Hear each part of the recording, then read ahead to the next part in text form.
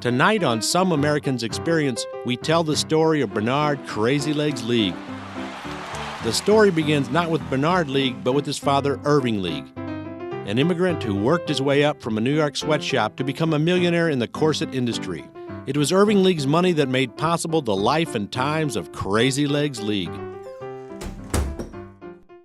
The year was 1872. The American nation struggled to recover from the Civil War. War is all heck, General Tecumseh Sherman.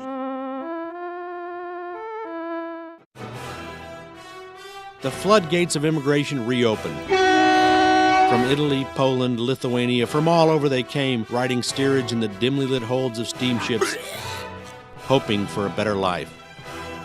Among the faces of the huddled masses could be seen a desperate man from Belgium, Irvin Legoux. He left behind a life of poverty and hopelessness to come to America hoping for a new and better life.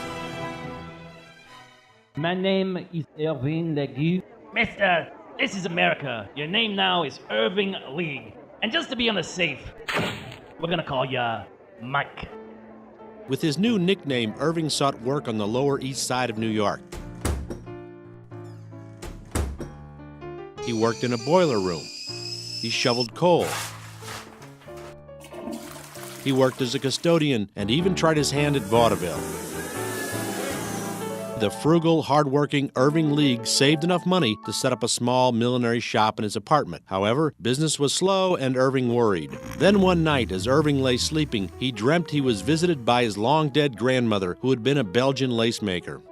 She revealed to Irving a centuries-old secret design for women's undergarments based on medieval chastity belts. Irving awoke and went straight to his work table. He created the first stylish yet comfortable corset. The League corset was born.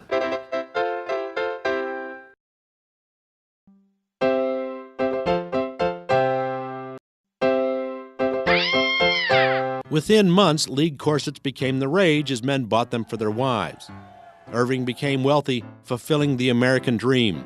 Newly prosperous, Irving bought an ostentatious mansion in an upscale neighborhood in East St. Louis. The house still stands today and looks much the same. It is kept as a museum by the Irving League Foundation. The nation's newest millionaire found himself in high society.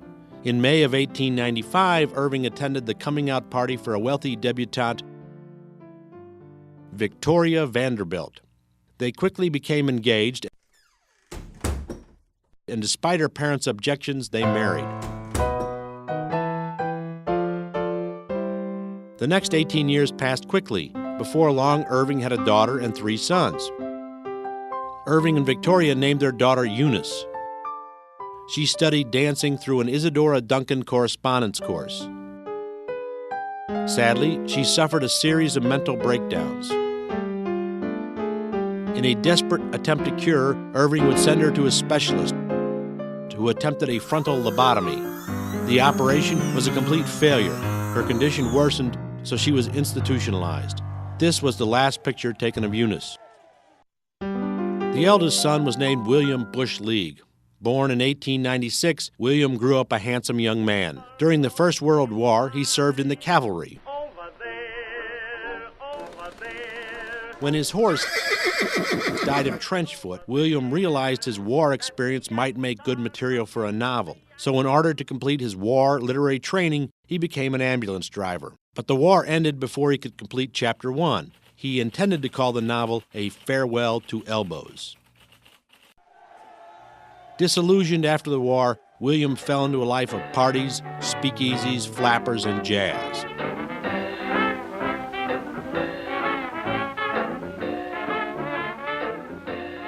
With liquor illegal, William began drinking bootleg. Unfortunately, a bad batch of homemade hooch killed him. His grieving family held a large funeral. Irving and Victoria named their second son Otto Horatio Intrepid Seneca League. He became known as Otto H.I.S. League. Too young to serve in the Great War, Otto wandered aimless through the roaring 20s searching for a suitable career. He tried flagpole sitting. After some initial success, this career ended when he developed hemorrhoids. Next, he tried barnstorming. After some setbacks, he pioneered biplane tennis. However, this career ended abruptly when he forgot the first rule of biplane tennis. If you miss the ball, do not go after it. His grieving family held a large funeral. With the tragic loss of the two eldest sons, the family hopes were pinned on the youngest son, Bernard. At age 17, Bernard was sent off to an East Coast college, the Durwood Bland Academy of Mediocrity. Meanwhile, back at home, Bernard's mother, Victoria League, took up serious reading. She joined the women's temperance and suffrage movements. She became Victoria League suffragette. In a pit of fashion for liberation, Victoria refused to wear and then burned her League corset. Irving, desperate to save his marriage, made a bet that if women ever got the vote, he would wear a dress to the polling place and vote as a woman. He lost the bet. Meanwhile, the corset business boomed. Irving had leisure to pursue his hobbies. He built a gazebo. He took up photography, music.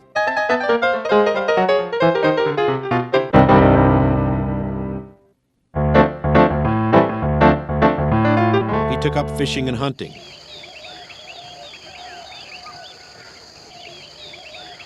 In college, Bernard League struggled. Although Bernard was hardworking, he was not brilliant. So Bernard and his family pinned their hopes for greatness on sports. First, Bernard tried out for basketball. The coach said no. Football. Again, the coach said no.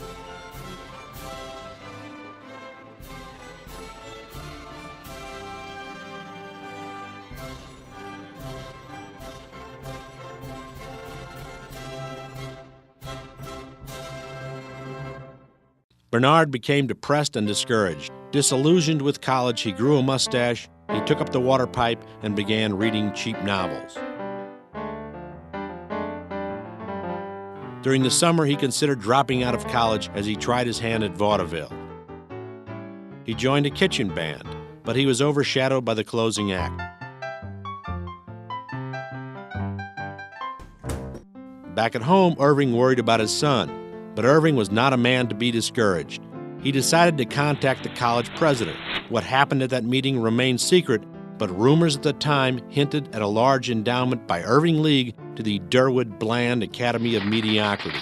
Bernard spent the summer working out with the medicine ball, and in September, when he returned to his school, his college had a new name. At Ivy League College, Bernard quickly became big man on campus. He became popular with co-eds. Bernard's grades improved. He decided to major in physics. The tone-deaf Bernard even made the glee club. He made the swim team and the pugilist squad. And when, at the homecoming dance, Bernard opened the gym floor that covered the swimming pool, he was not even reprimanded. Bernard tried out again for football, and this time he made it. Yet Bernard spent most of his time on the bench. That was until the last game of the season, the famous game against Notre Dame, coached by Newt Rockne. In the first quarter of the game, the quarterback for League College, Beady Eyes McAllister, was tackled on the 3rd-yard line and knocked unconscious. On the next play, the second-string quarterback, Hobnail Houlihan, was tackled and injured. Not knowing what else to do, the coach sent in Bernard. But Bernard had spent so much time on the bench, he had never learned the plays. So he improvised. His made-up bizarre plays confused and dazzled the Notre Dame defense. In the process, Bernard invented some of the classic football plays of all time. Bernard took the first hike. Not knowing what to do, he stuffed the ball in his shirt and ran for the goal. The turtleback play was born, and League College scored a touchdown. After a Notre Dame fumble, League College recovered the ball. Bernard took the hike and ran the first flying wedge. As Bernard raced over the goal line for a second touchdown, an alumni in the stands screamed, "Go Crazy Legs!" A nickname was born and a legend created as the fans chanted, "Crazy Legs, Crazy Legs!" Moments later, League College intercepted a Notre Dame pass and regained possession. Bernard created the Statue of Liberty. This play moved the ball to the Notre Dame 20-yard line. Bernard took the ball over the goal line with the torpedo. On the next possession, Crazy Legs picked up 50 yards with the battering ram. Stuffing the ball into the front of his shirt, Bernard scored a 4th touchdown using a play they would call the goiter. League College defeated Notre Dame 28-21. Crazy Legs became a hero. He had gipped the Gipper. That spring, Bernard graduated cum magna pater. Irving set up Bernard in Washington, D.C. with his own millinery shop. Bernard hired celebrities to endorse his products. Bernard decided to expand into the manufacture and sale of white broadcloth and American flags. By a stroke of luck, Bernard did a booming business. Famous and prosperous, Bernard made friends with the notables of his day: Charles Lindbergh, Ernest Hemingway, Rudolph Valentino, F. Scott Fitzgerald. The wealth of Bernard so impressed Fitzgerald that Fitzgerald started a new novel, The Great League. However, Bernard's character was reworked in later drafts. Then came the Depression. Bernard lost all. He jumped out his office window, but the one-story fall did not hurt him. His father's fortune was left unharmed. Irving had invested wisely.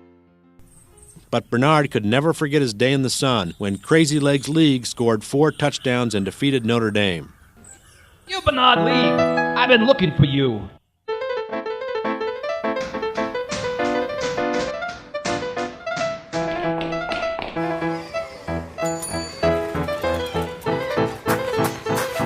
No, wise guy.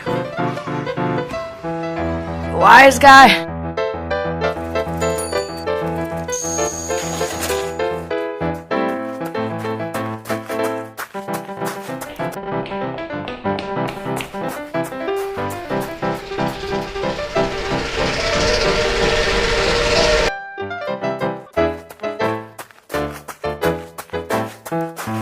Now I've got you, Bernard League. Put out your hands. Sign my autographed book, Crazy Legs. Bernard had one last chance at fame. He was selected for the 1936 American Olympic team. He was to run the 100-yard dash, and he was heavily favored to win. But Bernard heard a rumor that Adolf Hitler had placed a large bet on him. He decided to irk the Fuhrer and not take first place. And so Crazy Legs League let Jesse Owens win.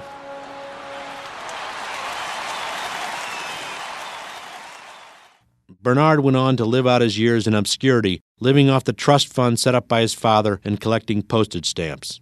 He died in 1968 and was laid to rest in the League Monument.